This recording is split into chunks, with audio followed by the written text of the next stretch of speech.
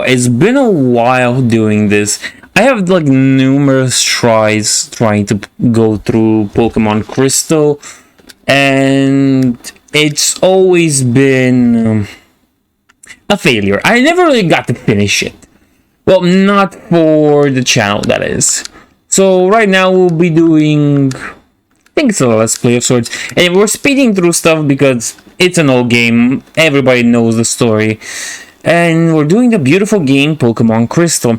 I initially wanted to do it with Gold and do an all fighting type playthrough of it, but we'll get there when we get there. I want to finish this first, so I can write something off my list. And now we have Alan, okay?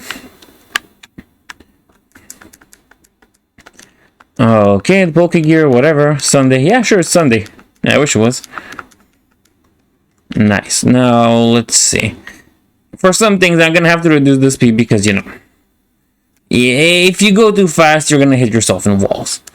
But for sections like this with story elements, I don't think it matters. It doesn't matter at all, if you ask me. But, you know, let's see. So we can finally pick our first Pokemon here. And as always, the starters go like Cyndaquil, Totodile, Chikorita, whatever. I'm just gonna call it Chikorita. And I finished the game with all three of them at some point, so I'm not really sure what I want to go for now. But you know what? Let's pick one of the best starters, and let's go with Totodile. Always like the cute little guy. No, I won't give him a name. I always found names to be useless in Pokemon games, even for Nuzlocke, and if those are supposed to, you know, create a connection and bond between you and your Pokemon, which is false, by the way. If you watch Nuzlocke channels, there is no such connection to be connected, especially with people like Pokemon Challenges, who does amazing videos on how to beat the hard ROM hacks, but you know, the core element of Pokemons being friends and stuff, yeah, that's not part of it. Okay. Now we're just gonna get rid of Ratatas. I'm just gonna avoid that guy since we don't really need the map. I'm not sure what team I'll make out of this, so you know, kind of weird. I know there's an Eevee, and I think there's an Eevee in like every game, so of course we're gonna have to use that on our team. Okay, we're gonna get the story element with Professor Oak. Apparently Professor Oak was supposed to appear more in the beta of the game, but they never really got to it. No, that's also a fun thing to try out. The beta ROM thingy has like missing Pokemons and weird designs, like a baby Meowth. I think that would be cute to have a baby Meowth. Though most people, I think, found Meowth to be freaky in the anime because he could talk and walk on two legs, which, you know, yeah, understandably so. Okay, we missed an item, and that's important to get. Gonna level up here. It's never a bad idea to level up to do this, and the ability to fast forward certain actions really help us. You see? Bam! We've done that. Now we're gonna avoid this old man. This old man gives you a tour of the town and then gives you a map. I think it's a very good tutorial in the beginning, better than the one they had with the old man in Fire Emblem. Now comes the rival. Oh yeah, I forgot he gets Chikorita. Sorry, Silver. In the game of starters, you win or you get Chikorita. That's what happens. Anyway, let's go back to the professor and see what he wants. Oh yeah, it's about the Silver stealing Chikorita. Which at this point, let's be honest, is it really worth it to call the police for that? Should you really call the police if your Chikorita goes missing? You still have a Cyndaquil, after all. So, I don't think it's that bad. But you know, Gotta make sure to keep those delinquents in check. No, we're just gonna end, and he's gonna be named Silver. I always liked having Silver for his name. Make connection with the manga, and I really like that. Yeah, mystery egg, sure. The remakes make the mystery egg way much better, since the mystery egg ends up being a Togepi. And in the remakes of Generation 4, you get like, what was it again? Oh yeah, Chikorita, no. Togepi can evolve, which is very good, and, you know. No, I forgot to press now. Oh, the perks of going on fast speed. Anyway. It's a nice, having this speed is always nice because it helps you. It basically gives you a pair of running shoes you always have to press. But also saves you a lot of time from dialogue you might have seen 1,000 times before. Oh yeah, and we need to get Pokemon, but I decided it's gonna be nighttime. I'm not really sure why. Probably I wanted a Hoot Hoot. Okay, that's a weekend enough Hoot Hoot. Let's see, Pokeball. We have a Hoot Hoot. Unfortunately, I think I'm too spoiled from the newer generation games, and having to train Pokemons manually doesn't really feel nice anymore, you know. Oh, like now I have 6 party members that I have to train together. And that was nice, I guess. Yeah, the newer generation games really feel way more lenient with what you can get away with compared to the old ones that are tougher. And they stand pretty tough until, when was XP Shirt first introduced? Was it was it Sun and Moon? I think it was Sun and Moon, around there. Maybe Black and White too? Nah, I don't think it was in Black and White. It's another series of games I have to play. That doesn't matter. Now we're training Hoot Hoot for what could seem no apparent reason to first-time viewers and players of this game. But Hoot Hoot is the flying type, and unfortunately the only flying type I have access to at this hour. And he can do something pretty good later on once we reach the first town that has a gym badge. We could also wait to get a flying type until much later on. But the effort for that one seems to be lopsided, if you ask me. And also having a flying type for the second gym is always good. Okay. Yeah, since I have Hoot Hoot here, I'm thinking of going with more of a darker theme for my Pokemons. For this playthrough. And I think that's what I'm gonna go with. Not necessarily dark types, but a little bit more scary, if you could say so. So our little Hoot Hoot is level 5. Let's heal very fast. Okay, nice. Let's train some more. Come on, get a flying move, get a flying move. I have no idea when they get moves, and I even forgot when they evolve, so it's gonna be a surprise to me.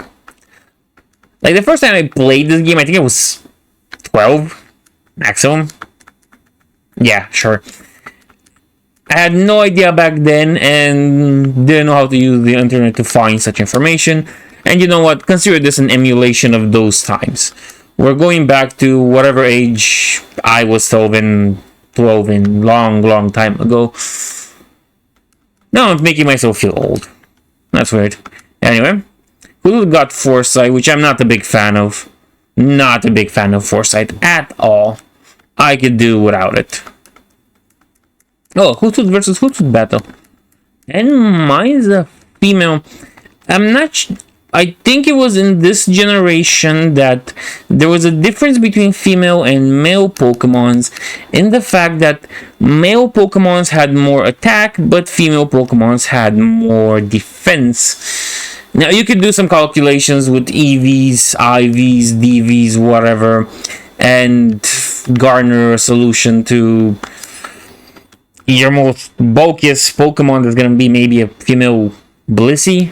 But yeah, who cares? We have the 100% Ratata, the best Ratata of them all. Unfortunately, your rat is nothing against my owl. It's okay, Joey. It happens in nature usually. Rats don't live that long against owls.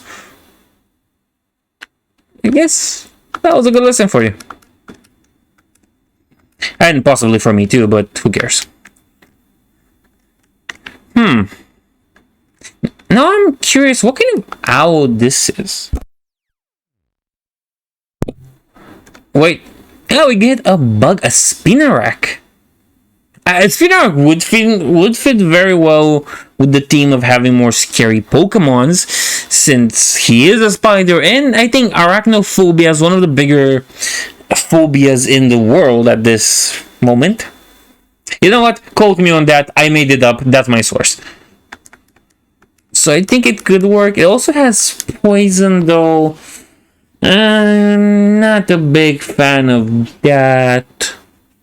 Not at all. I am a fan of that happening to my enemies, not to me. Back. Sure, I think. Let's use the Pokeball to catch it. Oh no, of course. It got away. Okay. Got a Spinnerack. We're not gonna name it. Could work to get. Like, I have like 2 more bug Pokemon that I really like in this game, and they could really work in a team. Technically, no, I don't want you to poison my foot. A Poliwag. You can find Poliwag here. I'm not even sure if there's something with my game or this is true. I never remember Poliwag in this. But we already have a water Pokemon. I don't really want to give up on a Feraligatr for a Poliwrath, though. I'm sorry, Poliwag. Maybe another time. It's not you, it's me. I just picked a water starter. Okay, let's not battle this Hoot, and let's have our little Hoot train on wild Pokemon. And you see why Trainer Joey lost his last fight, because his enemy also had a Pidgey. He was not that enamored with rats, but as this little trainer found out, owls are the natural enemies of rats, and they do not coexist for long, because the owls tend to be hungry when that happens. Okay, she doesn't want to fight. That's a bug catcher. I think we can fight him. I think he has Caterpies. It's either 2 Caterpies or a Caterpie and a Weedle. No, it's 2 Caterpies, so that's good. Caterpies are not known as the most nutritious source of food for owls, but you know what? When the world gives you lemons, you make lemonade. Yeah, sure, save our money, Mom. That's gonna come in a hunch. Bellsprout, no thank you. I am... Did I need the fire and the water and a grass Pokemon? I forgot about this kid. Got it. Fuck it. Let's go. Tackle. Yeah, sure. Let's change to Totodile. Oh, and it's a Weedle. Let's just rage it. I mean, of course, poison.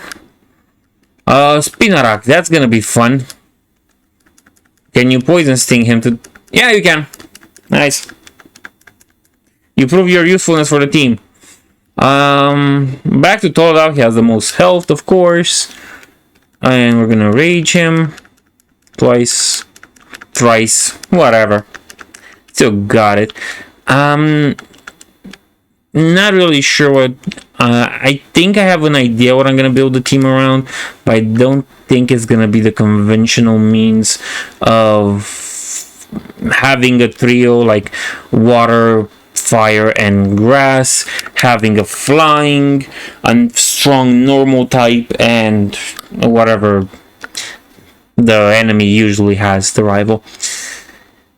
Okay, so we can technically now just go directly to the gym with our current team, but Hoot exists for a reason in this team right now. And while his reason might not seem clear, there's a Bellsprout Tower. And here we can probably, if we're lucky, find a new member for our team, which is going to be a problem since I can't catch it. I didn't think that one through. I'm referring to Ghastly. A hunter would work, you know. But the biggest thing I haven't considered is that you need to kind of hurt the Pokemon so you have good chances against him, her, whatever.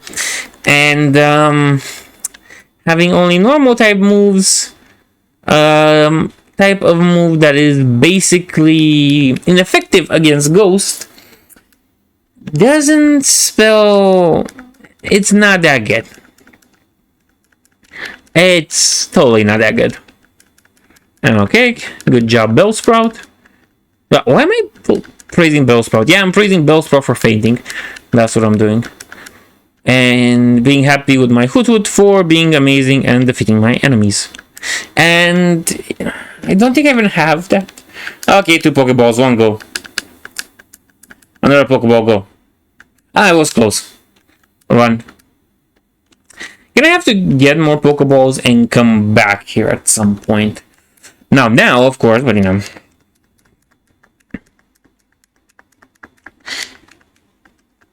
Good job, Bellsprout. Now, if you want to finish this part with the Bellsprout Tower even quicker, you can go with Cyndaquil as a Pokemon, and that's a very good option in my point of view. Or if you're a madman, you can pretty much go with what was it called? You can catch a Bellsprout and trade it for an Onix, and then do this with the Onix. That's gonna be fun. But you know what? Don't listen to me. Just do it. You're gonna have a bunch of fun with that. So we get the Hoot again as our enemy. Just gonna use our Totodile to level him up and inflict massive damage upon him. Rage kind of works like counter to a point. It's not counter. You have better options. Okay, you can see Silver here just defeated the guy. He got the HM, but he doesn't really care about his Pokemons. So now our goal here is to defeat Sage Lee, who has like 2 Bellsprouts and a Hoot. It's not that big of a deal to defeat him. He's changing to Hoot if I read right, and bam, we have Totodile with Rage. I have another good water option for this game I didn't think about. Yeah, whatever. See, that's what happens when you don't have a plan before you start playing Pokemon. You just remember there's so many good options in this game, and you end up going with none of them. Okay, we got Flash, and yeah, whatever. Here we have an escape rope. Escape ropes are very good to get out of places like this, but I'm not gonna waste it because there are some caves that really are annoying to me. We don't have Pokeballs, so you know what, screw you, Ghastly. Okay, we're gonna do this. So there are some caves in this game that are really annoying in my point of view, and I would much rather make sure I don't have to deal with them if I can. You know, safety measures.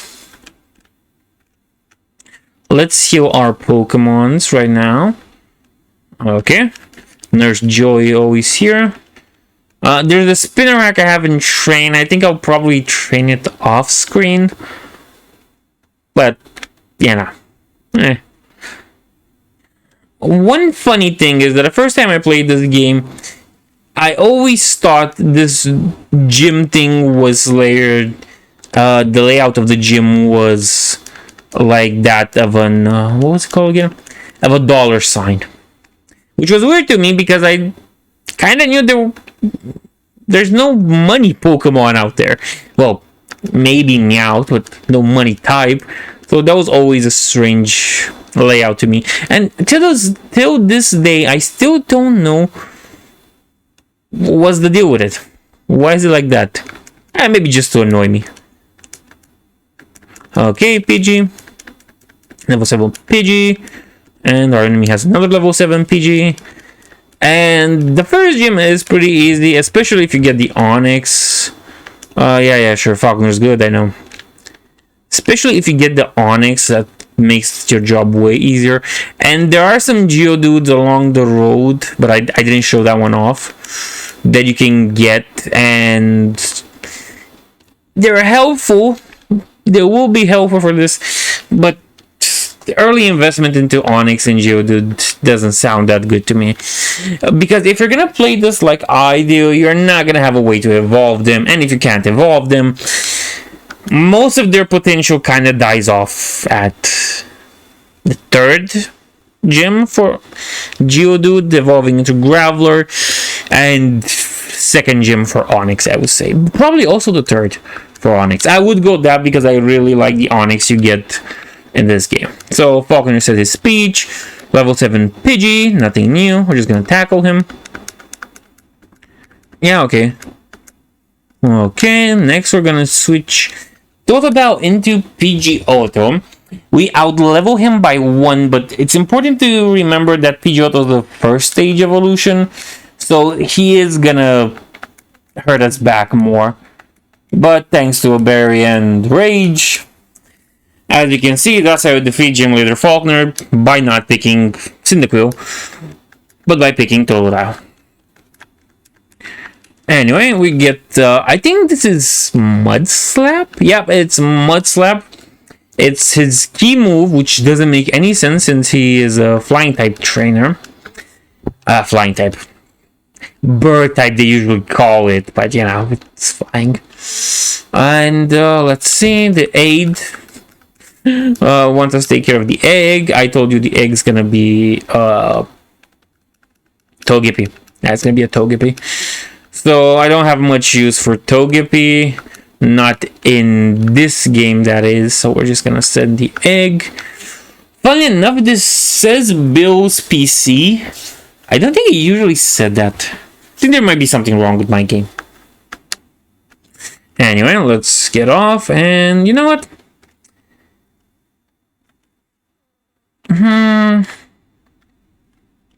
This is the first part, so I'll keep it light. Now, we'll continue this Pokemon journey with Spinarak, with a few more levels on him, and probably rolling through 2 gym leaders at once. So yeah, see you then.